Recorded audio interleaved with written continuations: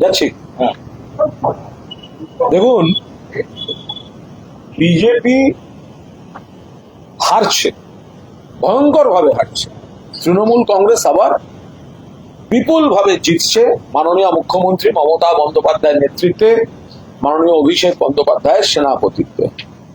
এই পরিস্থিতিতে যখন বাংলার মানুষের রায় স্পষ্টভাবে অনুভব করছে বিজেপি এবং নির্বাচন কমিশন, তখন সে সত্যি চেষ্টা চালাচ্ছে গণনার সময় যাতে কোনো কারচুপি করা যায়, গণনাকে প্রভাবিত করা যায়, কোনো অনিয়ম করে বিজেপিকে সুবিধা পাইয়ে দেওয়া যায়।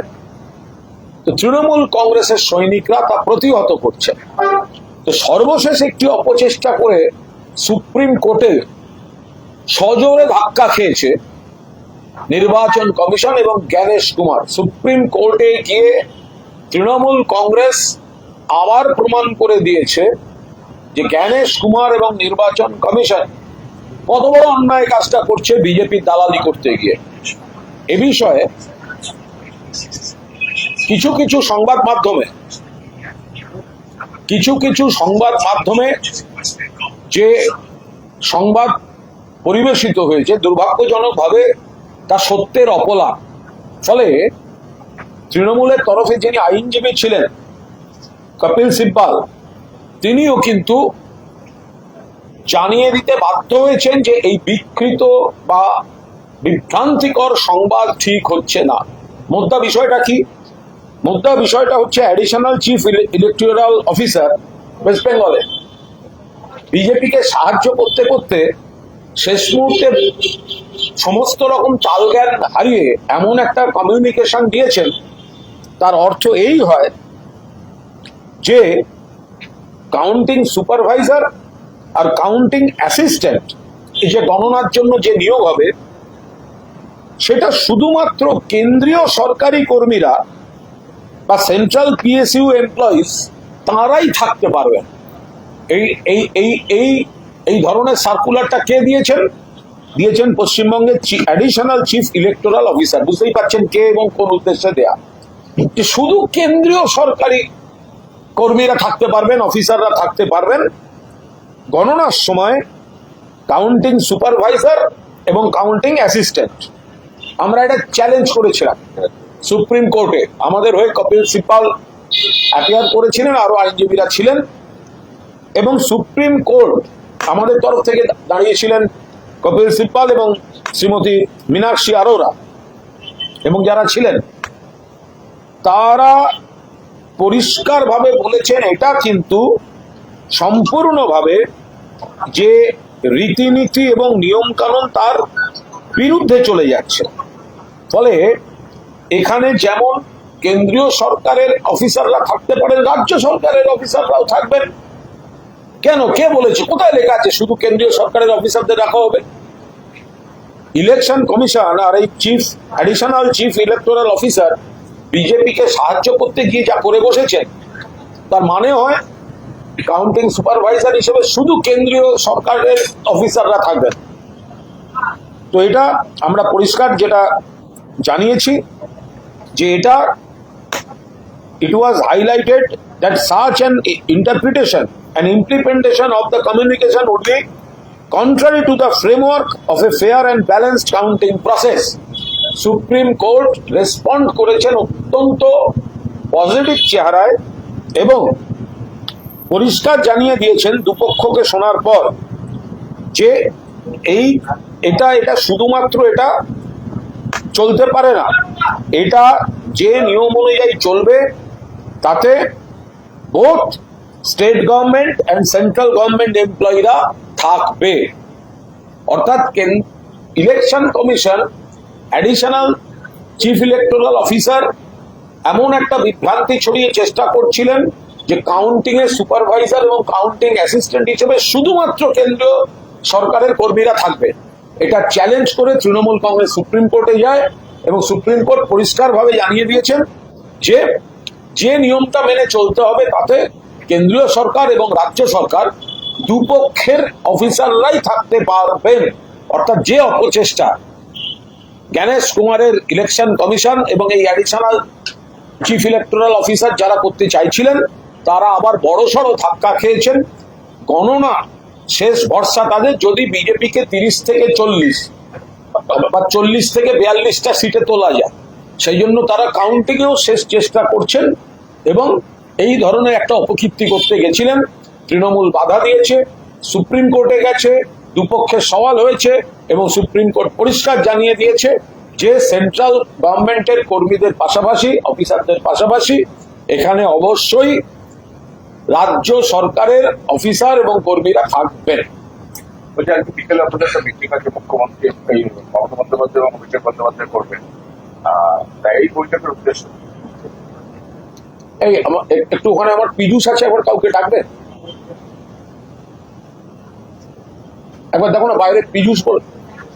হ্যাঁ, আজকে মমতা বন্দ্যোপাধ্যায় অভিষেক দেখুন বন্দ্যোপাধ্যায় সামনে কাউন্টিং যে চক্রান্ত বিজেপি সর্বস্তরে করেছে, ফাইলটা গাড়িতে সর্বস্তরে করেছে, তাতে কাউন্টিংও তারা নানা ধরনের কারচুপি করতে পারে, অনিয়ম করতে পারে, এই আশঙ্কা আমরা সবাই করছি। এসব করে তৃণমূলকে হারাতে পারবে না, কিন্তু আমরা কোনো কনস্পিরেসি সফল হতে দেবই বা কেন? ফলে তৃণমূলের এজেন্ট, তৃণমূলের প্রার্থী বা তৃণমূলের কি কি করণীয় সেগুলো আমাদের নেতৃত্ব সবিস্তারে এই কর্তব্য করণীয়গুলো তারা সমস্ত পর্যবেক্ষণ করছেন। তারা এজেন্ট এবং সংশ্লিষ্ট যারা ইলেকশনে রয়েছেন গণনার সময় তাদের এটা জানিয়ে দেবেন এবং যা যা বার্তা দেওয়ার দরকার দলে আমাদের নেতৃত্ব সেই বার্তা দেবেন। বলছি বিজেপি এরকম অনেক বৈঠক করছে পরবর্তী, আমি একটা বিষয় বলছি, আমি বিষয়টা কোনো নাম বলবো না, আপনাদের দেখাচ্ছি, আমি কোনো নাম বলবো না। কোনো একটি রাজনৈতিক দল তাদের আভ্যন্তরীণ শীর্ষ বৈঠকে প্রত্যেকটি সিট ধরে ধরে তারা তাদের মূল্যায়ন করেছেন এবং তারা কোনটা তারা ফোকাস করবেন, কোনটা জেতার মতো নয়। আমার ধারণা এটা যদি কেউ দেখেন তাহলে কার হাতের লেখা সেটাও তিনি এবং তারা বুঝতে পারবেন। যে 6 জন নেতা বসে, শীর্ষ নেতা বসে পশ্চিমবঙ্গের প্রত্যেকটা সিট ধরে তারা যেটা করেছেন তাতে দেখা যাচ্ছে তৃণমূল কংগ্রেস বিপুল গরিষ্ঠতা নিয়ে ফিরছে এবং ভারতীয় জনতা পার্টির মূল টার্গেটেড সিট 78-এর বেশি উঠছে না।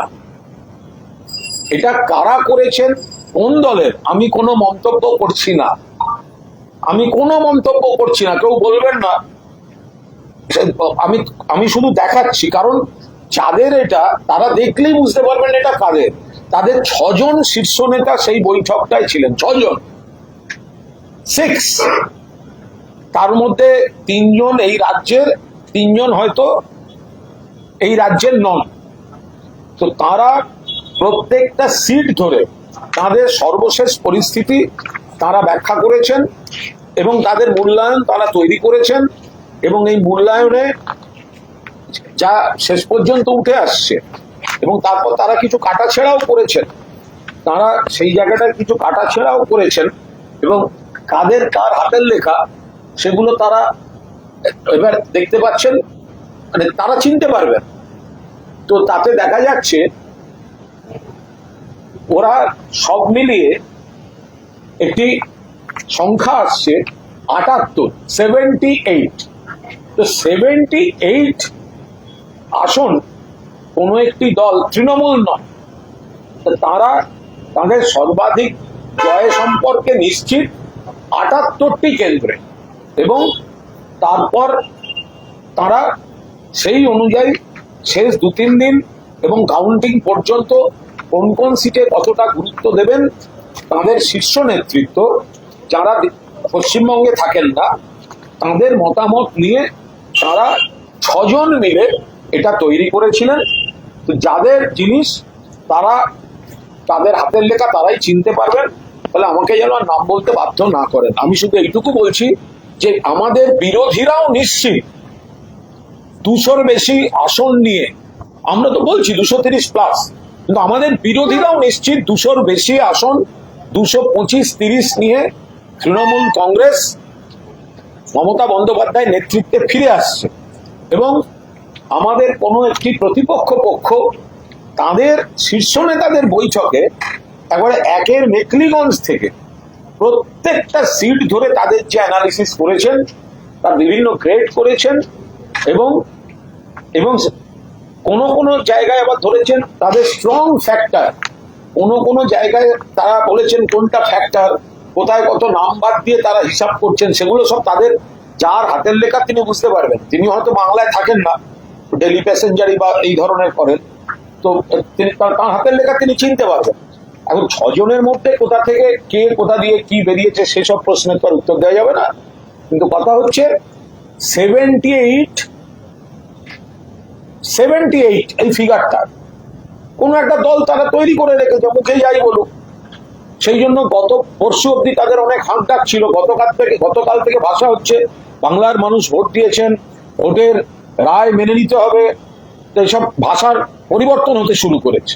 তো কোন আপনার দলের প্রতিপক্ষ যারা 78 সিট পাবে? আমি বলতে পারছি না। আমরা শুধু বলছি তৃণমূল কংগ্রেস 200-র বেশি পাবে, 230-এর, আমরা বলছি 230-এর বেশি পাবে।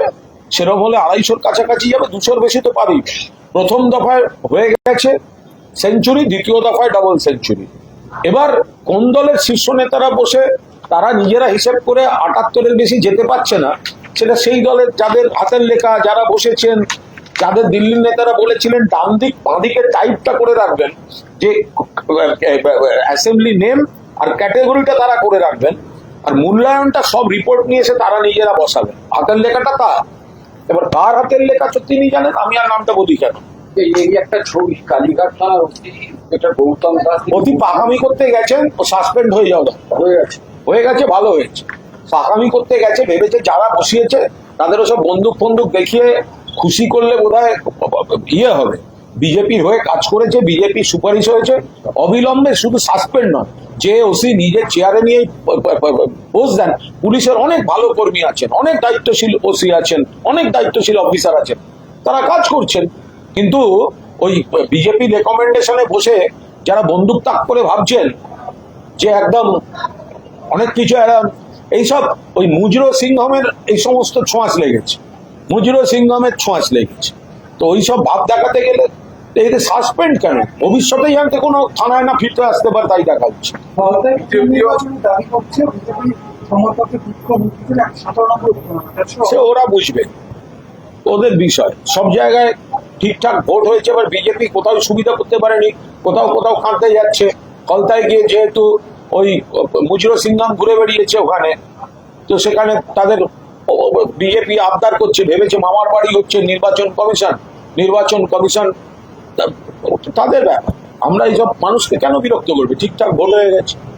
বলছি এই যে গণনা পরবর্তী যে স্ট্র্যাটেজি তাকে বিজেপি করছে, আপনারা করছেন, বিজেপি না, আমাদের সঙ্গে বিজেপি তুলনা করবেন না। ওরা ফোরকাস্ট করে আর হারে, আমরা ফোরকাস্ট করি আর জিতি। এই 2021 সালে ওরা বলেছিল অস্তি ভর 200 ভর, 77-এ গিয়ে ফুস, আজকের দিনে দাঁড়িয়ে 60, এবার কমতে চলেছে। আর তৃণমূল কংগ্রেস বলেছিল 200 পার করে সরকার করবো, করেছে।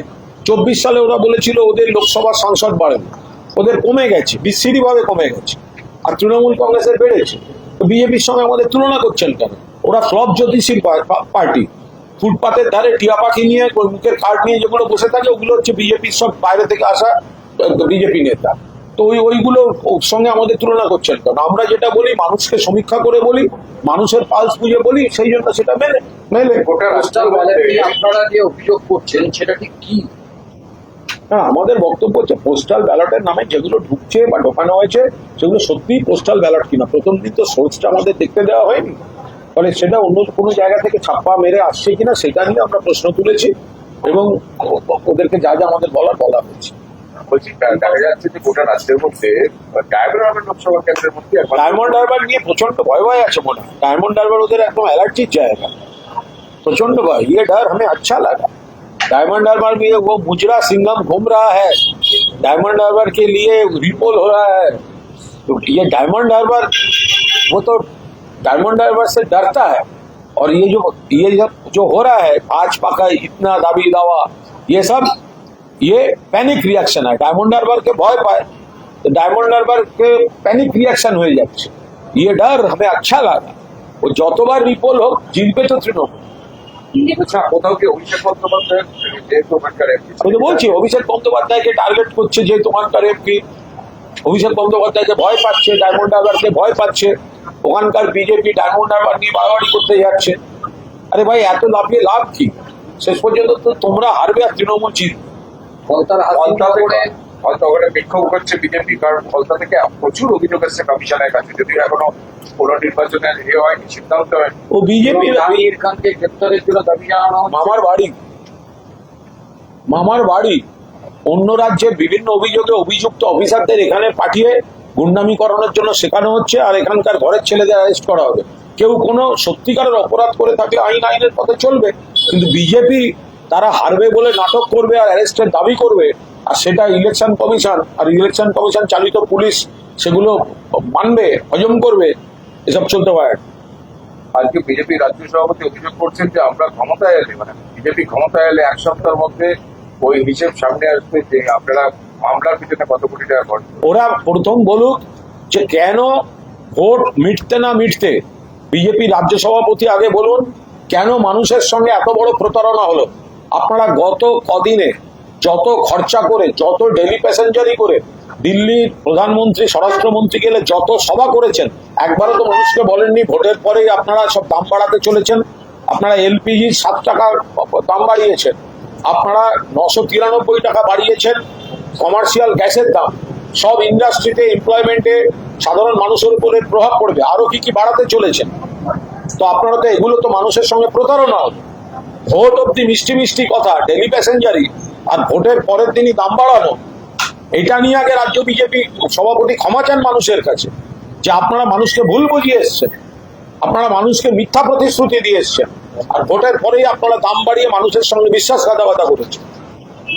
আজকে দিলীপ ঘোষ রাজচন্দ্রকর বক্তব্য রাখছেন, বলছে আমাদের রাজ্যে এখন একটা ট্রাম্প আছে যিনি হারার পর, মানে হারার সময় মুখ মেরে গণনাকে ঢুকিয়ে দিতে পারেন। দেখুন, দিলীপ ঘোষ বিভিন্ন সময় শুভেন্দু অধিকারীকে আক্রমণ করেছেন, সর্বশেষ ট্রাম্প বলে আক্রমণ করছেন বলে আমাদের ওনার স্টেটমেন্ট থেকে অনুমান। কেন? তো উনি তো শুভেন্দু অধিকারীর বিরুদ্ধেই বেশি লড়েন। উনি তো শুভেন্দু অধিকারী এবং রাজ্যের যারা এই তৎকাল বিজেপি, যারা দলবদলু বিজেপি, তাদের বিরুদ্ধেই তো দিলীপ ঘোষ বেশি লড়ে। তো দিলীপ ঘোষ তাদেরই আক্রমণ করছে, তারাই তো হারবে। তো সেই হারার কথাই তো দিলীপ ঘোষ বলছে। সুজিত বসু এবং রকিন ঘোষকে ফের তলব করেছে, 6 তারিখে তলব করা হয়েছে, গতকালও তাদের ডাকা হয়েছিল। ইডি এখন ইলেকশনের সময় এইসব গাদা সময়ের পুরনো কেস, ইলেকশনের সময় ওদের অ্যাসাইনমেন্ট, ওদের ব্যবহার করা হচ্ছে, বিজেপি ব্যবহার করছে আমাদের প্রার্থীদের ডিস্টার্ব করে দেওয়ার জন্য, একটা নেগেটিভ খবর দিয়ে আমাদের কর্মীদেরকে বিব্রত করার জন্য এগুলো করা হচ্ছে।